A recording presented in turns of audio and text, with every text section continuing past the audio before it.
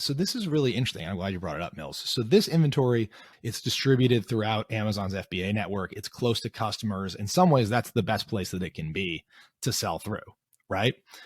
Unless your Amazon listing is tanked and not getting any volume and not selling, in which case it's the worst place it can be because you don't really have any options to get it back, to liquidate this inventory, right?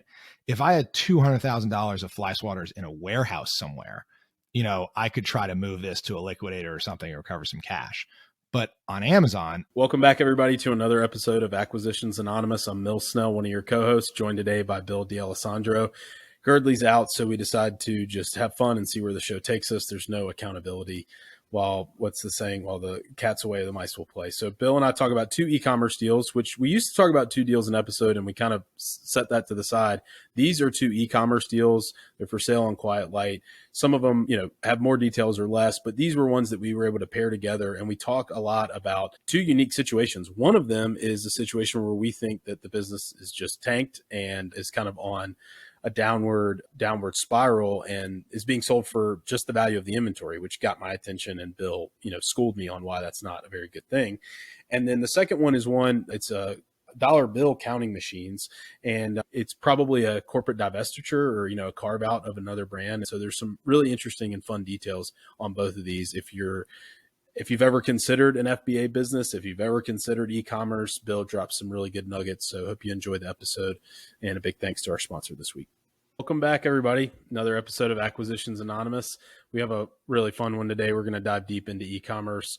It's just me and Bill, so we just were like, you know what? We can do whatever we want. Girdley's not here, and we're just going to swing for the fences and then let him talk shit to us later. So, Bill, how you doing, man? Mills and I, we are unsupervised today. So this should be a good one. Mills, if you are not watching us on YouTube, you got to go on YouTube and look at Mills's fresh beard. If you've been following the show, Mills has had a very impressive mountain man beard going, and he has really trimmed it up, and he looks fantastic, like he's about to take his wife out to dinner tonight. It's looking very good. Go on YouTube. We did go on a date last night, and I didn't look like a homeless person, trying to abscond with her. So you wait till after the date to fix the beard? No. I got the haircut before the date. Don't worry. Okay, good. Looking fresh. It's about time. We got 2 e-commerce deals, which is Bill's specialty, and I'm gonna read them. This one, I immediately, as soon as I saw it, I sent it to Bill, and I was like, Bill, this sounds juicy. So this is on Quiet Light. It's a 5-year-old, which is kind of a positive sign. 5-year-old fly swatter brand selling for inventory value only. I mean, that just grabbed my attention for so many reasons. Revenue is $251,000. No income and no multiple is what it says, NA. So, I mean, it just gets better. Asking price, $1 plus inventory. Launched in 2017, this brand focuses on selling a variety of electric fly swatters. The owner has run the business profitably in prior years, but in 2022, the company was unprofitable. The owner started work at another company that took up a large portion of his time, so he stopped paying close attention to the brand, and the business suffered for it. They're looking to sell the business because he doesn't have the time to run it anymore, and because the employment at his company requires him to divest this. The business is best suited to an experienced e-commerce operator looking to turn it around. They want all cash, quick close, sell the business for all the inventory value, which is roughly $200,000. There's not a lot of info here, so we're going to talk about 2 e-commerce deals, but this one I feel like there are so many things, Bill, that from e-commerce that kind of happen underneath the radar, and this has all of the right undertones to it. It's easy to get into e-commerce. It's easy to sell FBA, and sometimes this is where we end up, right? Yep. So this is an interesting one. So Mills, you emailed this to me and you're like, ooh, interesting. And I emailed back, I'm not so sure. So the reason we decided to do this is I want to kind of help teach people how to read between the lines in this listing. I don't know anything beyond what Mills just read. So I have not signed an NDA on this, but I have a sense. So this business has been around since 2017. I initially say, okay, this is pretty good. 5 years. The key sense for me here is the owner has run the business profitably in prior years, but in 2022 was unprofitable. And now they want to sell for inventory value. I'm going to make an assumption here that this is an Amazon FBA brand because this is a electric fly swatter business. It just feels to me like this is a guy who took a course on how to make an FBA side hustle, figured out that there was search volume for electric fly swatters, imported a bunch from China via Alibaba, and has been selling them online. I have a sense also probably because Amazon is hard and volatile at times, the business has probably fallen apart over the last couple years or year, really. It's unprofitable now. And he's going, I got a day job. I'm burned out on this thing. I'm not sure I can fix it. I need someone to bail me out of the inventory of $200,000 of electric fly swatter inventory. Mills, does that smell relatively correct to you? Yeah, I think so. I mean, what I was going to ask is, Bill, how quickly can things change if you're selling maybe 1 or 2 or 3 SKUs on Amazon? Overnight, which is the scary part about Amazon. So, for example, your account can get suspended, or a competitor, especially selling something like electric fly swatters, which is going to be heavily populated by Asian sellers who have very few scruples when it comes to competing on Amazon. You could get review bombed by like 20 negative reviews that all get upvoted. And so you've got like all 1-star reviews overnight. And it's very difficult to prove manipulation, and Amazon almost never does anything. There's all kinds of things that could cause your listing to tank overnight. You could also have his manufacturer could have come in and started selling the exact same thing he has at half the price, right? Like the exact same model or a similar manufacturer, right? There's a lot of things when you're selling a commodity item like electric fly swatters on Amazon that is probably sourced in Asia, where they can come in if the factories are getting wise in Asia, like overnight. And not to go on a ChatGPT tirade here, but ChatGPT allows non-native English speakers to speak like English speakers. It's quite impressive. So the level of Asian competition is ratcheting up. So I have a sense this guy's business is falling off. Things have changed for him kind of overnight on Amazon, and he's got $200,000 of electric fly swatters that he doesn't want anymore. So, Bill, let's assume it is FBA and he's not holding this inventory. It's not in his possession. It's in Amazon distribution facilities, right?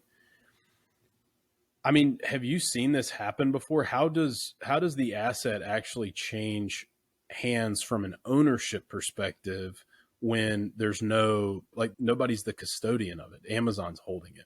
So this is really interesting. I'm glad you brought it up, Mills. So this inventory, on one hand, it's like what we'll call it's at the edge. It's distributed throughout Amazon's FBA network. It's close to customers. In some ways, that's the best place that it can be to sell through, right? Unless your Amazon listing is tanked and not getting any volume and not selling, in which case it's the worst place it can be because you don't really have any options to get it back, to liquidate this inventory, right? If I had $200,000 of fly swatters in a warehouse somewhere, I could try to move this to a liquidator or something or recover some cash. But on Amazon, it's probably dispersed throughout 50 plus warehouses, right? So I can get it back from Amazon. You can issue what's called a removal order from Amazon, and they will send it back to you, but there are a lot of fees associated with that, just both FBA fees and shipping fees and all that stuff. And the other thing that you don't expect is it comes back absolutely destroyed. I don't know what Amazon does, but like when you ask for something to be removed, it's like they hit it with a few baseball bats on the way out the door just to spite you. So it's going to come back in 50 different shipments, all beat to hell. And you're going to have like a major work product to reassemble, recondition, et cetera, and get it ready for liquidation. So that's what's likely true about this inventory. Mm-hmm. So in this scenario, if you do nothing, right, and you just hope that, maybe through some like blood, sweat, and tears and magic that the listing improves and just organically, or maybe through like sponsored post or whatever, you try and claw your way back up, it's going to be expensive in the meantime too, because Amazon's charging you for the shelf space in their fulfillment center. It's not like the carrying cost is zero here. No wonder the business is barely treading water. Correct. It says NA for cash flow on this listing, but NA does not mean zero. NA is likely negative zero or negative numbers below zero. And what's interesting here is, okay, so this seller is losing money. Their Amazon listing as is not profitable, right? And they want to sell you all of their inventory at cost, right? Why would I do that? If I really wanted to be in the electric fly swatter business, I would just go to Asia, source the same $200,000 electric fly swatters, start a new listing, right? Because in an Amazon business, the only thing valuable is the listing and the review moats and everything that allow you to sell Asian inventory, at a premium.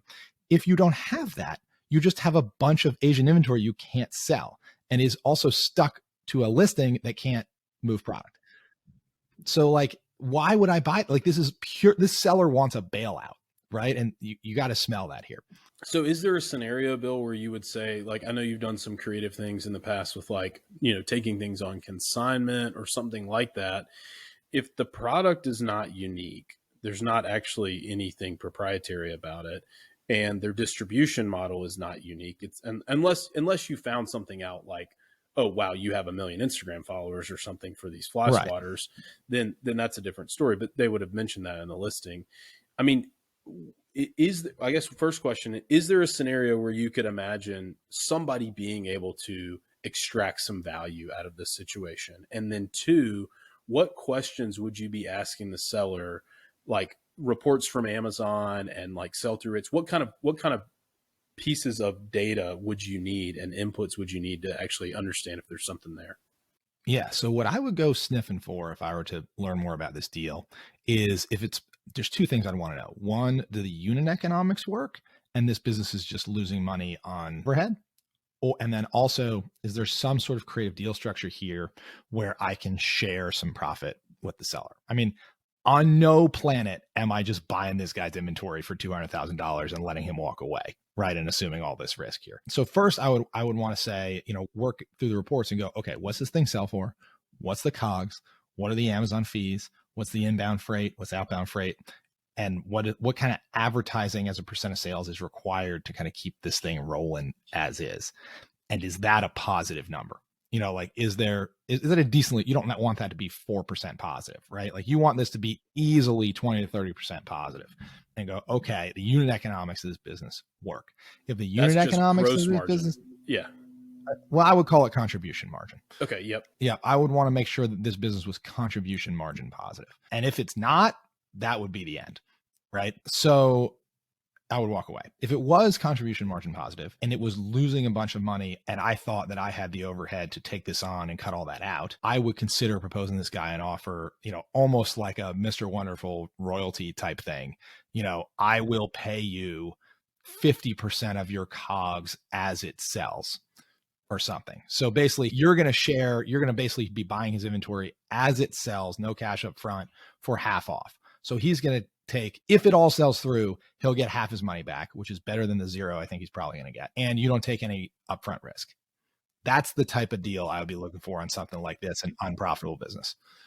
And really, I mean, from an overhead standpoint, I can't imagine this business having that much overhead, right? I mean, it's 1 or 2 SKUs. We're assuming it's Amazon FBA. So it almost has to be a really upside down contribution margin, and or something just happened where whatever competitive advantage they had got competed away.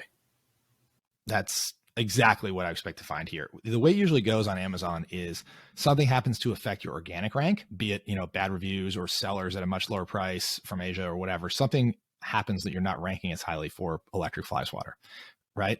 So your sales start to fall. So then you go, oh crap, and you start running ads.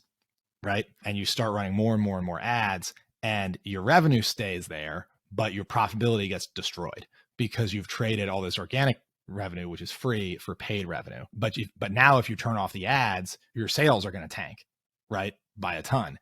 And then you get where you end up where I assume this guy is, which is totally stuck. You have revenue, but it's unprofitable because of the ads. And if you turn off the ads, the revenue gets cut in half or worse, and he's stuck. And I have a sense that's probably where it is. Do you think, Bill, I mean, just a quick Google, it looks like these things are anywhere between like $10 and $30, and some of them have branding and some of them don't. One of them is called the Executioner, which is, I think, better than the others. I'm guessing this $200,000, that would have to be, that's not cost, right? $200,000. If these things cost like, I don't know, maybe $6 or $7 a piece, just in COGS and maybe freight. I mean, that seems like way too big of like a minimum order, right? Like, how did he end up with $200,000 of these things? That's a good point, Mills. He's got $250,000 of sales and claims to have $200,000 worth of inventory. And even if he's got 50% gross margins, which would be a disaster. And I would Mhm. hope it's higher than that. This is at minimum 2 years of inventory based Yeah. on current sales. And that is another tell that his sales are falling off, right?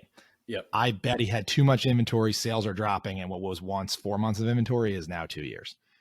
Dude, that is so good. And I feel like that's so insightful because I never would have come to those conclusions on my own. But just if you're looking at this and you've seen enough things go poorly, you immediately deduce here's the situation, here's what's happening. And, this is a falling knife, at best. Well, that's the funny thing about small business acquisitions, right? Is there are so many falling knives in the world, right? Like that people are trying to hand you the bag, right? Like they are in over their head and they're like, I need someone to bail me out. Let's sell this business on what appears to be a screaming deal. But if a business is going to zero, any price other than zero is not a screaming deal. Right. And I feel like so much of small business acquisition diligence is trying to figure out if someone is trying to hand you the bag. Mm-hmm. Yes. Or not if, but how. and is it a bag that you're willing to take, right? Because in some cases it's like, you know what, I can live with this. It's not, a bag of poop on fire. It's just, a bag of inconvenience or something like that. Exactly. And all small businesses have big bags of inconvenience, right? Yeah. You want to make sure you know exactly where they are. If you're buying a business that does not have a big bag of inconvenience, your diligence process is terrible. Yes. All right. Anything else on this one, Bill, or do you want to talk about our second ecom deal? Let's talk about our second one. Will you read it? I'll put it up on the screen. So this is a 2-year-old. The other was 5. This is a 2-year-old Amazon FBA brand. Currency counting machines, 1.2 million in revenue and 382,000 in SDE. It says it's currently under offer. So if we don't like it, we're going to make fun of the person that has it under contract. And if we do like it, we're going to, talk crap about them. They're asking $957,000 plus inventory, which is 2.5 times multiple, but that doesn't include. That's just the asking price. That doesn't factor for the inventory. Launched in August of 2020, this Amazon FBA business sells premium money counter cash machines. So this is not a coin counting machine. This is a cash counting machine. Even during a pandemic where cash was not as widely accepted and used, this business still flourished with the trailing 12 months of revenue at 1.2 million and SD at 382. Not the typical electronics business that requires constant product updates. Products are stable and don't require regular updating. Net margins are at a high 31%. These are good details, with 9 total SKUs and the top 2 accounting for 73% of revenue. Bill, I can't wait for you to tell me if that's good or bad. 91% of revenue is on the U.S. Amazon marketplace. Expansion opportunities, I love it. Even I know that this is a total just red herring. Expansion opportunities include Walmart, Shopify, and Amazon international markets. The business has exclusive contracts with its manufacturers and their main products. Can't wait to talk about that. The machines can count over 100 plus currencies effectively and accurately, including all the major currencies, while detecting counterfeit bills. Owners have built efficient standard operating procedures around inventory management, customer service, and product repairs to minimize owner involvement. They have a knowledgeable customer support person and 3PLs that handle all their returns and repairs so the 2 owners can work remotely. Inventory is not touched by the owners. Neither owner is a programmer or has a background in developing money counting machines. They work a combined 20 hours a week. This is not SBA eligible. What a listing. There are so many good details in here. This is awesome. I love this listing. Props, hats off to Quiet Light here for a really good listing with lots of nuggets. Oh boy, Mills, where should we start? Should we start with what's cool about it? Yeah, that's good. That's good. We've been told that it helps if we like the deal first and then don't like it second. So we're gonna go in with the positives. I'm not actually sure I totally hate this. There are some things I hate about it, but I'm not sure I totally hate this. So stay tuned and I'll tell you that in a minute. Okay, so here's what I like about it. It's on a growth trajectory. It's done well during a pandemic. The margins are amazingly good. It has 31% net margins. I also like that it only has 9 total SKUs. Some of these Amazon businesses can have 50 to 100 SKUs, and it's just a logistical and working capital nightmare. It's got 9 SKUs and the top 2 are 73% of revenue. I don't hate that. it's a little bit of concentration, but the way Amazon works is that you tend to have hero products. Any company does, that ranks really well and build a review moat. And, those tend to be actually sometimes what's valuable is the hero product, that's hard to supplant. So that's interesting. Mills, you called out that they're doing 91% of revenue on Amazon and think they can expand. I'm sure you can expand. Taking an Amazon brand and taking it off Amazon is one of the hardest things to do in e-commerce, period. I would think, just based on the size of this business, I would think there's probably room to double it on Amazon way before you could double it outside of Amazon. So yes, but I would want to be really convicted that there's some low-hanging growth on Amazon and not rely on trying to do the triple axle of moving an Amazon brand off of Amazon. All right. What about this exclusive contract with its manufacturer? Is that sounds good, but I feel like it's too good to be true. It does sound good. I mean, because one of the things that initially concerned me about this business was that, how differentiated can a cash counting machine be, right? If this manufacturer is like the best cash counting machine in the world, really what you need it to be is a brand of cash counting machine that people know. But I have a sense that's probably not true because this listing is sort of positioned as their brand of cash machines made by a manufacturer. So yes, this gives you a little bit of protection that your Asian manufacturer, I'm assuming Asian here, given the product category, is not going to sell it to anybody else. Assuming that is, you trust them and the enforceability of American contracts in mainland China, which is, not very high. That being said, though, there's probably 25 other cash counting machine manufacturers, right, that can sell basically the same cash counting machine. So without knowing the nuances here, this doesn't give me the warm fuzzies that they wanted to give me. To me, like if the cash counting machine, the manufacturer, if it was truly one of a kind and absolutely differentiated, there's no way that they're giving up. Let's say it's not all the exclusive rights to this company, but it's just maybe the rights to sell on Amazon or online or e-commerce or something. If the branding in the machine is that good, then why would I grant exclusivity to somebody? I would just do it myself. As the manufacturer, I would just sell direct. So I just would have a lot of questions about that. And even if you do have exclusivity, what's the term on it? It's not going to be in perpetuity. It might be a 5-year, term or something where, hey, yeah, you can go sell on Amazon to your heart's content or your own e-commerce. But after that, we're going to do it ourselves or put it out to bid or find somebody else who wants to do it too. Yep. Very insightful, Mills. So like on one hand, if this is a brand of cash counting machine that I have exclusive rights to sell, on one hand, that's great, right? Like this is a license to print money, but that contract has an expiration date. And eventually this brand is going to figure out they need to cut you out.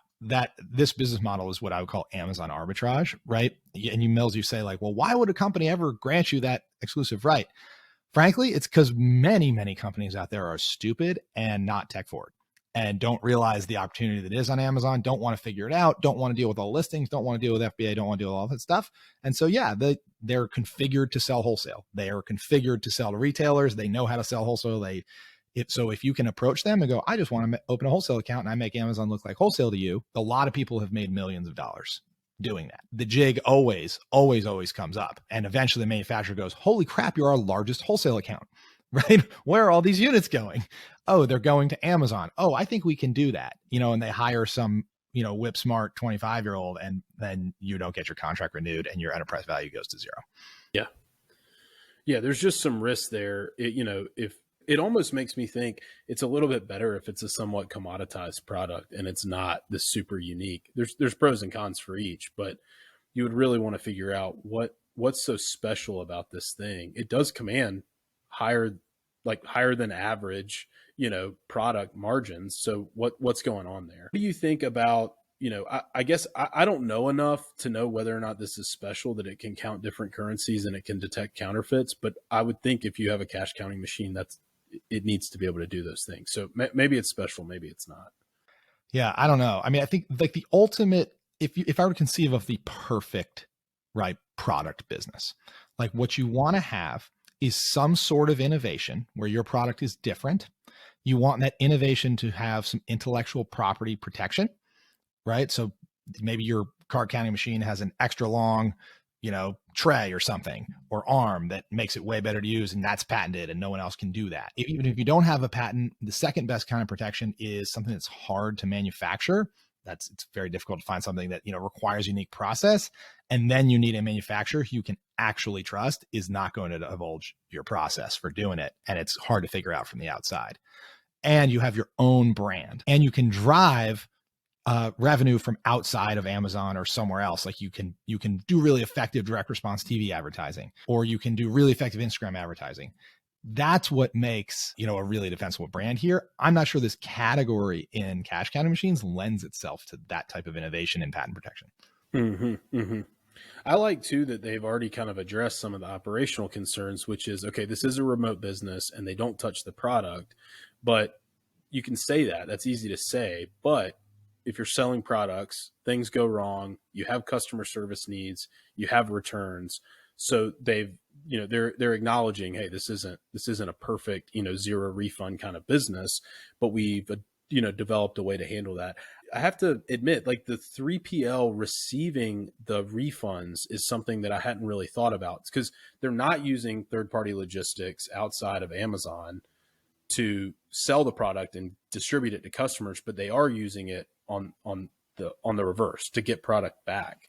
Is that something that's common? Well, so they're probably using for a little more than that. So very often when you manufacture something in Asia, it's not quite ready. It comes off the boat from Asia, not quite ready to go to Amazon, right? It needs to be reboxed, or it needs to be stickered or something like that.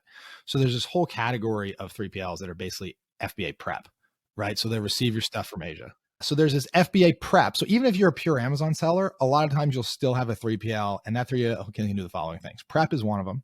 Returns, as you mentioned, is another one, because if you have returns sent back to Amazon, they almost always restock broken stuff and then resell it, and then you get terrible reviews, and then you spend your seller account for being a terrible seller, and you're like, this is bananas. I'm taking crazy pills. You guys put this stuff back in inventory. But that aside, the other thing here is they do 9% of their revenue not on Amazon, it seems. So you need a 3PL to ship those orders. I would also, by the way, I will bet you a lot of money this is not these guys' only business.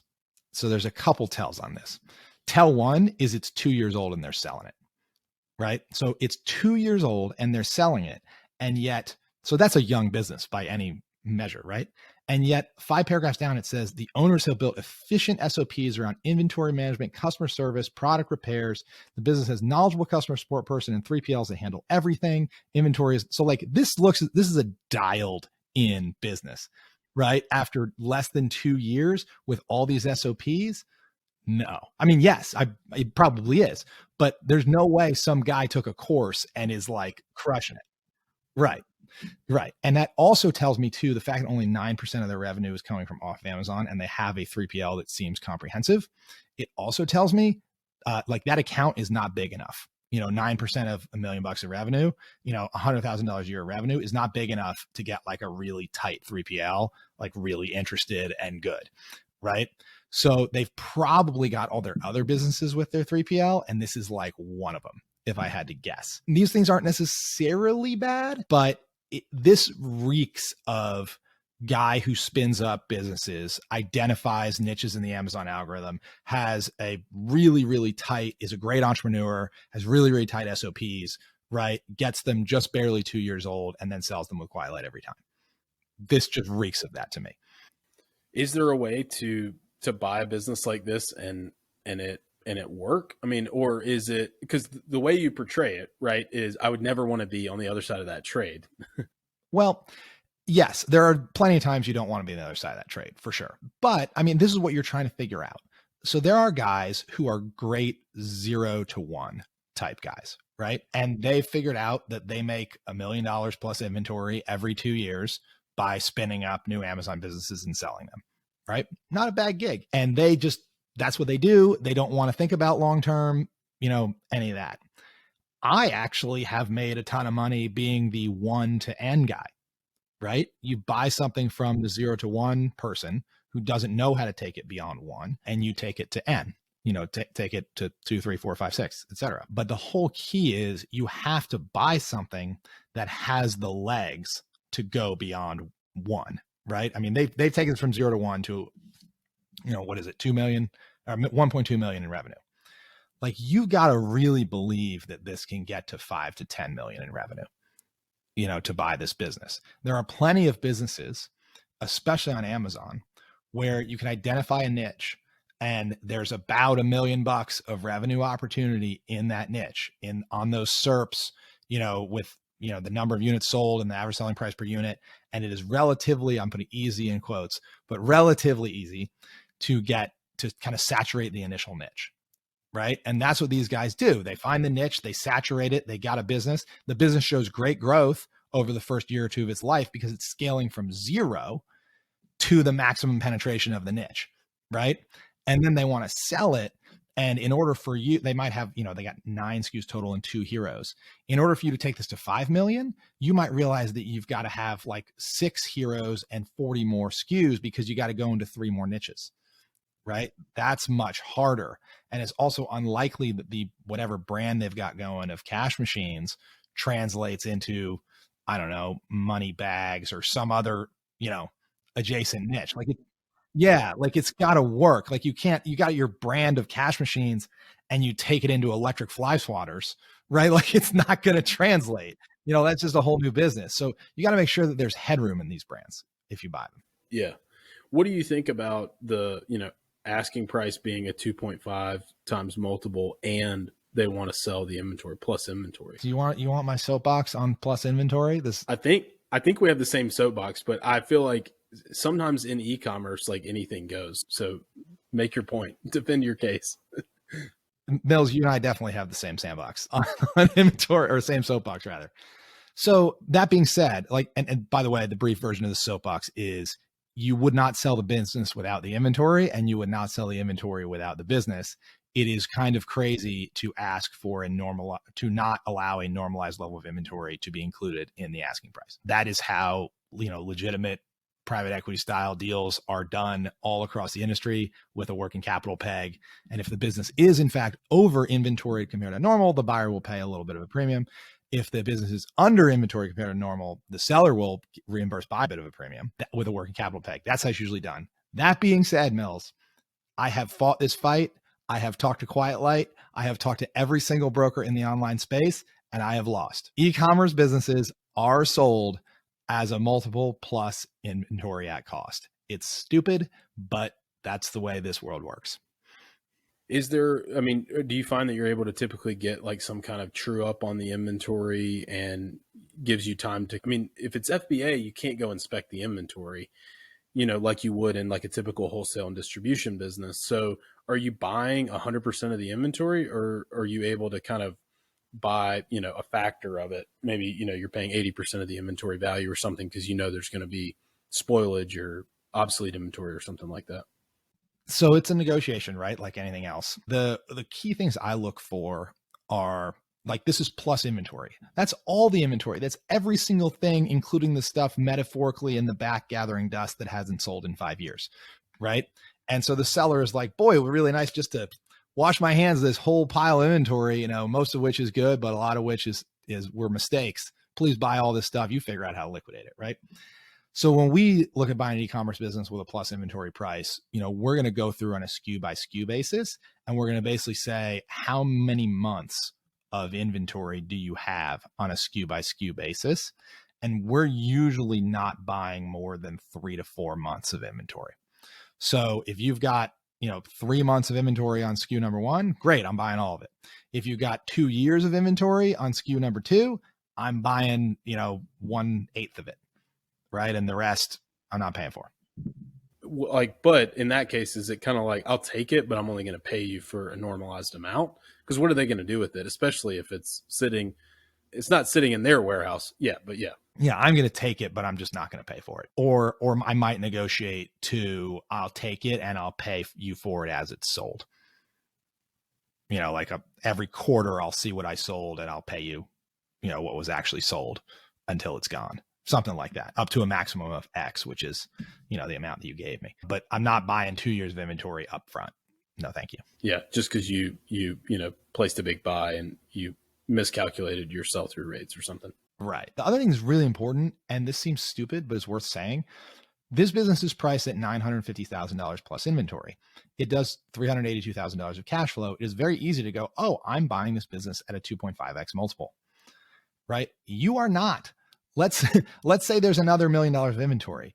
You're buying this business at a 5x multiple, right? And when you are comparing your entry price to kind of your mental anchors and all the other deals you've heard about in the marketplace and the rate of return you think you're getting and all that stuff, you need to lump the inventory amount into the amount you're buying. You are going to stroke a check for the full amount. And that is your basis for your IRR calculation. That is the amount of money that you're investing in this deal, that your net income is the yield on. The multiple on this deal, if there's $1 million of inventory, is 5x, not 2.5.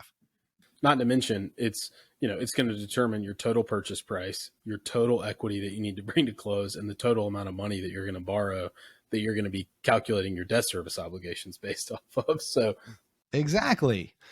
But buyer's going to pat himself on the back and tell all his friends, I bought this business for 2.5 times. I'm a freaking genius, right? No, you didn't.